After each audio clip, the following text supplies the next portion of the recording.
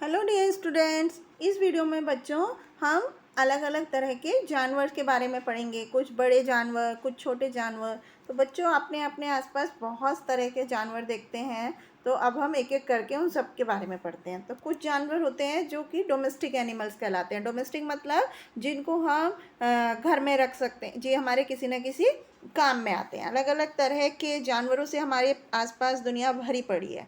तो हम अपने आसपास चारों तरफ जो जानवर देखते हैं, जैसे कि बिल्ली है, कुत्ते हैं। कुछ एनिमल होते हैं पेट एनिमल्स, जो कि पालतू होते हैं, जिनको हम घर में पाल सकते हैं। और कुछ जानवर ऐसे होते हैं जिनको कि हम अपने फार्म में रखते हैं, खेत में रखते हैं, उनको हम फार्म एनिमल्स बोलते हैं। जैसे कि गाय, भैंस, बकरी, हैन। और कुछ इन सभी जानवर को मिला करके पेट एनिमल और फार्म एनिमल, इनको हम डोमेस्टिक एनिमल्स बोलते हैं। यानी कि जिनको हम पाल भी सकते हैं या जो हमारे किसी काम आते हैं, जिन्हें हम अपने फार्म में रखते हैं।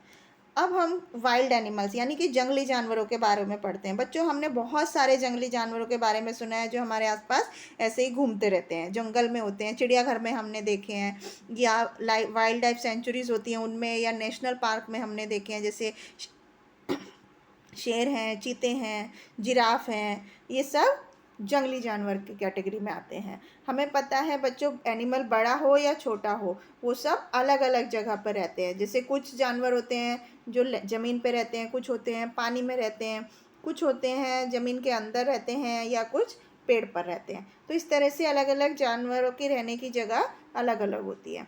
अब हम अलग जानवर के बॉडी पार्ट्स के बारे में पढ़ते हैं। बच्चों, आप सबको पता है कि जैसे हम इंसानों के अलग अलग बॉडी पार्ट होते हैं, तो आपको पता है कि क्या यही सेम बॉडी पार्ट जानवरों के भी होते हैं? नहीं, ऐसा नहीं होता। जैसे कि आपने देखा होगा गाय को, कि गाय को 2 हाथ और 2 पैर नहीं होते, गाय में 4 पैर होते हैं। बहुत सारे दूसरे जानवर भी होते हैं, जैसे कुत्ता है, बिल्ली है, चीता है, उन सब के 4 पैर होते हैं। इनको हम पॉज यानी कि पंजे बोलते हैं।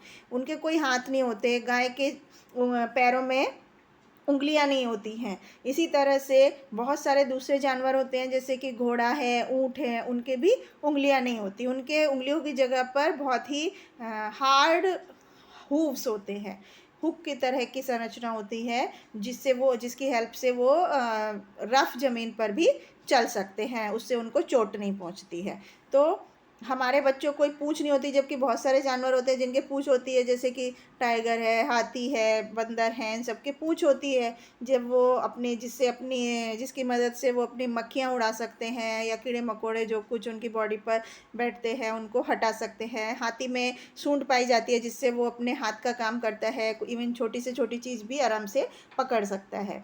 गाय के सींग होते हैं, जिससे वो अपने दुश्मनों से अपना बचाव कर सकती है। काऊ, शीप, हिरन, राइनो, ये सब के सिर पर सींग होते हैं। चिड़ियाओं के भी 2 लेग होती हैं और उनके कोई हाथ नहीं होते। हाथ की जगह पर उनके पंख होते हैं, विंग्स होते हैं, जिसकी उनके कोई मुंह नहीं होता, इसकी जगह पर दांत नहीं होते, इसकी जगह पर उनको चोंच होती है, बीक होती है, जिससे वो खाने की चीज़ें पकड़ सकती हैं, फाड़ सकते हैं। तो चिड़ियाओं में फेदर्स होते हैं, जिससे पूरी बॉडी में, जिससे वो अपने को ठंड से बचा सकती हैं और उड़ान भर सकती हैं।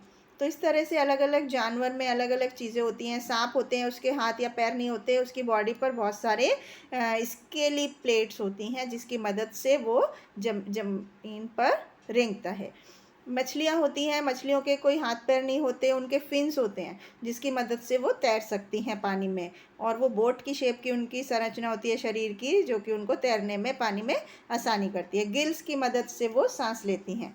तो इस तरह से अलग अलग एनिमल में अलग अलग चीज़ होती है, अलग अलग काम के लिए। मेंढक जो होते हैं, फ्रॉग्स जो होते हैं, वो पानी में भी रह सकते हैं और ज़मीन पर भी रह सकते हैं। उनके पैर जो होते हैं वेब्ड शेप के, जाल के तरह के हो जाते हैं, मकड़ी के जाल के जैसे, जिससे उनको पानी में तैरने में मदद मिलती है। और जो वाटर बर्ड्स होती हैं, जैसे कि बत्तख है, उसके भी वेब्ड फीट होते हैं, जिससे वो पानी को पीछे धकेल सकती हैं, पेडल्स के जैसे। तो इस तरह से जो इंसेक्ट हैं, जैसे मच्छर है, मक्खियाँ हैं, कॉकरोच हैं, चींटियाँ हैं, उन सब के 6 पैर होते हैं और एक एंटीना का पैर होता है, जिससे कि एंटीना से वो चीज़ों को महसूस कर सकती हैं। और बहुत सारे इंसेक्ट होते हैं जिनके विंग्स भी होते हैं, उड़ने के लिए पंख होते हैं। स्पाइडर यानी कि मकड़ी के 8 पैर होते हैं, ऑक्टोपस के भी 8 पैर होते हैं। कुछ जानवर जैसे कि अर्थवॉर्म हैं, उनके हाथ या पैर नहीं होते, वो अपनी बॉडी को सिकोड़ करके और खोल करके बार बार अपनी मसल्स को वो आगे बढ़ते हैं। जैसे कुछ जानवर हैं जैसे कि सेंटीपेड है या कैटरपिलर है, उनके बहुत सारे छोटे छोटे लेग्स होते हैं जिसकी हेल्प से वो मूव करते हैं। इसके बाद बच्चों अब हम एनिमल अलग अलग जानवर के खाने की आदतों के बारे में पढ़ेंगे। मेंढक को बच्चों हम एम्फीबियन बोलते हैं क्योंकि ये ज़मीन और पानी दोनों जगह पर रह सकता है। यहाँ तक कि जंगल में बहुत अलग अलग तरह के जानवर होते हैं जिनका अलग अलग तरह का खाना होता है। जैसे कुछ जानवर जैसे कि हिरन है, कौवा है, घोड़े हैं, जिराफ, जेब्रा, बकरी और शीप, ये सिर्फ प्लांट्स खाते हैं, इसलिए इनको हम हर्बीवोरस कहते हैं। हर्बीवोरस मतलब जो एनिमल सिर्फ प्लांट्स खाते हैं। कुछ जानवर होते हैं जिन्हें हम फ्लैश ईटिंग या कार्निवोर्स बोलते हैं, जो कि दूसरे जानवरों का मांस खाते हैं, जैसे शेर है, चीता है, भेड़िया है। ये जनरली दूसरे जानवरों को मारकर, जैसे हिरन को, जेब्रा को, इनको मारकर जंगल में वो उसको खाते हैं, इनको हम कार्निवोरस बोलते हैं। कुछ होते हैं वो दूसरे जानवरों, मरे हुए जानवरों को खाते अपने खाने के लिए, इन्हें हम प्रेडेटरी एनिमल बोलते हैं।